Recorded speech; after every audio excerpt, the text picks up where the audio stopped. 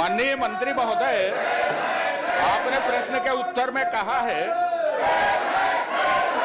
80,870 मकान, और आपके वेबसाइट में है 1,02,113 मकान।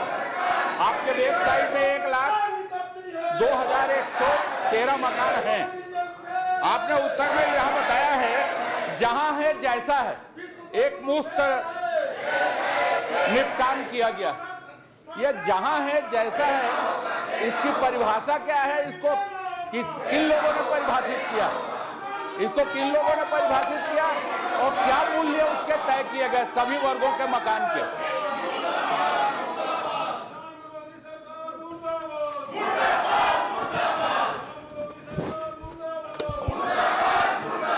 माननीय अध्यक्ष महोदय, सम्माननीय सदस्य को मैं आपके माध्यम से अवगत कराना चाहूँगा कि एक तो जो 80,000 जो एसेट्स का जो आवासों का जिक्र है, उसमें व्यावसायिक चीज़ें या अन्य योजनाओं की चीज़ें उसमें सम्मिलित नहीं है, इसलिए संख्या का अंतर हो सकता है वेबसाइट में।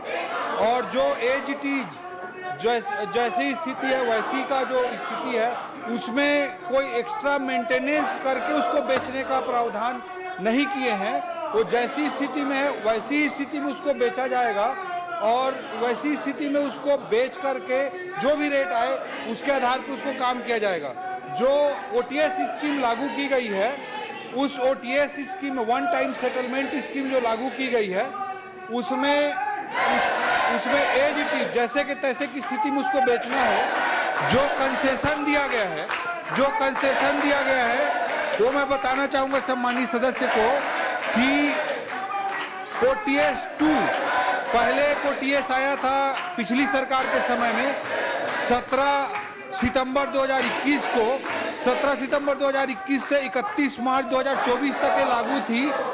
उसमें जो भी प्रोजेक्ट आए थे, घर आए थे, वो पहले ही पुराने थे, इसलिए OTS 2 में जो शामिल नहीं थे, नए संपत्ति जो शामिल हुए हैं उन पे बेस रेट पर 10% की छूट दी गई है।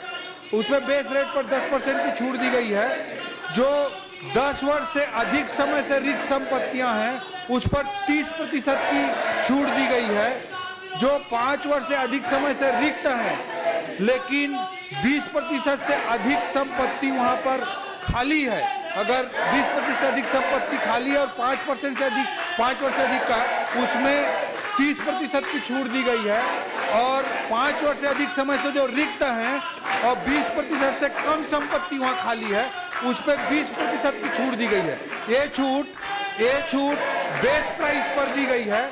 ये टेंडर निकालने का बेस प्राइस है, उस पर टेंडर निकलता है और जो टेंडर में H1 आता है, मतलब ये केवल ऐसा नहीं कि फ्लैट छूट दे रहे हैं, उसके बेस रेट पर छूट है, उसके बाद टेंडर होगा और टेंडर पे जो हाईएस्ट बीट कर रहा है उसको दिया जा रहा है।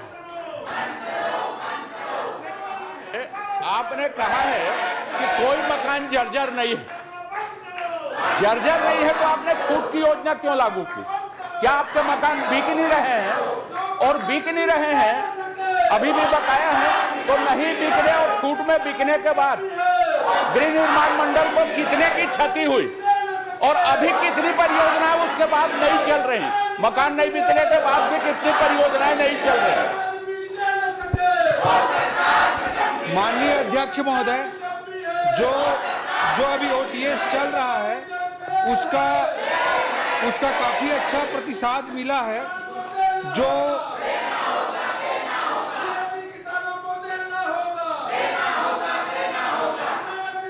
जो पहले OTS आया था उसमें 506 मकानों का आवंटन हुआ था और 511 करोड़ रुपए की राशि आई थी। अभी OTS 2 जो आया है उसमें 995 मकानों का आवंटन हुआ है और इसमें लगभग 147 करोड़ रुपए की बिक्री हुई है पिछले 4 महीनों में। तो जो क्षति की कुल राशि है मैं सम्माननीय सदस्य को उपलब्ध करा दूंगा। बट मैं आपसे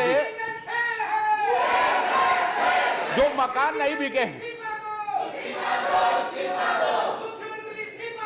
वो EWS के कितने हैं जो नए मकान बने हैं, LIG कितने हैं, HIG कितने हैं, MIG कितने हैं, और आप जो नया प्रोजेक्ट चला रहे हैं उसमें कौन से क्वालिटी का मकान, HIG कितना बनना है, MIG कितना बनना है या LIG कितना बनना है, ये इसका आधार क्या है, संख्या का।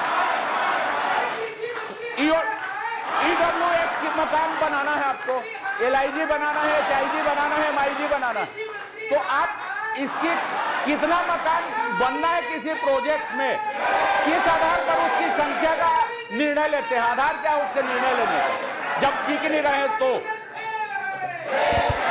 माननीय अध्यक्ष महोदय, जो खाली मकान है जो बिक नहीं पा रहे हैं, कई मकान ऐसे जो 10 वर्षों से नहीं बिके हैं, जैसे कि सम्माननीय सदस्य ने अवगत कराया है, कई मकान जो 5 साल से भी नहीं बिके हैं, उसमें मोस्टली पूरा मैं संख्या दे दूंगा, पूरा टेबल दे दूंगा किस श्रेणी के कितने मकान खाली हैं। लेकिन एक चीज मैं बताना चाहूंगा कि सम्माननीय सदस्य की चिंता जायज है कि जब डिमांड होता नहीं है तो बना क्यों दिया जाता है, उनकी चिंता बहुत जायज है।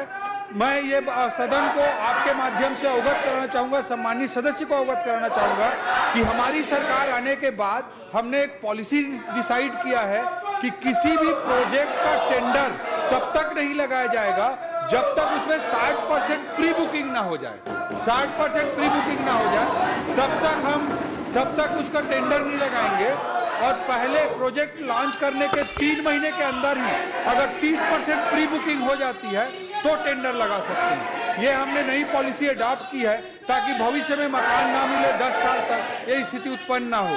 कौन सा मकान, जैसे आप प्रोजेक्ट ला रहे हैं उसमें EWS का कितना बनेगा, LIG कितनी बनेगी, MIG कितनी बनेगी, HIG कितनी बनेगी, इसका निर्णय किस आधार पर लेते हैं? आपके पास क्या डाटा, क्या आंकड़ा है जिसके आधार पर आप ये निर्णय लेते हैं कि इस प्रोजेक्ट में इतना HIG बनेगा, इतना MIG बनेगा, इतना EWS बनेगा, इतना LIG बनेगा, इसका आधार क्या है निर्णय लेने का? माननीय अध्यक्ष महोदय, जो डिमांड का सर्वे कराने का काम करती है हाउसिंग बोर्ड, उसके आधार पे करते थे, बट पहले जिस तरह की परिपाटी रही होगी बहुत ज़्यादा मैं नहीं बोल सकता, बट जो कॉलोनाइजर है, कॉलोनी है, उनमें 15% एरिया EWS के लिए सुरक्षित करने का टाउन कंट्री प्लानिंग जो एक्ट है, 15% एरिया उसमें वो प्रावधान है। कोई भी कॉलोनी बनती तो 15% क्षेत्र उसमें खाली मतलब EWS के लिए रखा जाता है, ये प्रावधान है। बट मैं इतना आश्वस्त करना चाहूँगा, चाहे अब कोई भी श्रेणी का कैटेगरी का मकान हो, कोई भी कैटेगरी का मकान हो, बिना 60% प्री बुकिंग के उसका टेंडर नहीं लगाया जाएगा और प्रथम 3 महीने में अगर 30% की बुकिंग नहीं होती तो टेंडर नहीं लगाएगा। आगे ये प्रावधान करेंगे कि जिस वर्ग के मकान की डिमांड हो उसको प्राथमिकता के आधार पर बनाएंगे या उसके लिए कोई नीति बनाएंगे, इसका प्रावधान करेंगे क्या कि अपने नीतियों में, कार्यक्रमों में? निश्चित रूप से अध्यक्ष महोदय, हाउसिंग बोर्ड सरकार की कुछ योजनाओं को इम्प्लीमेंट करने के अलावा एक कारपोरेट स्टाइल में भी काम करती है और सब्सिडाइज्ड मकान देना उसका एक ध्येय है, उसका उद्देश्य है।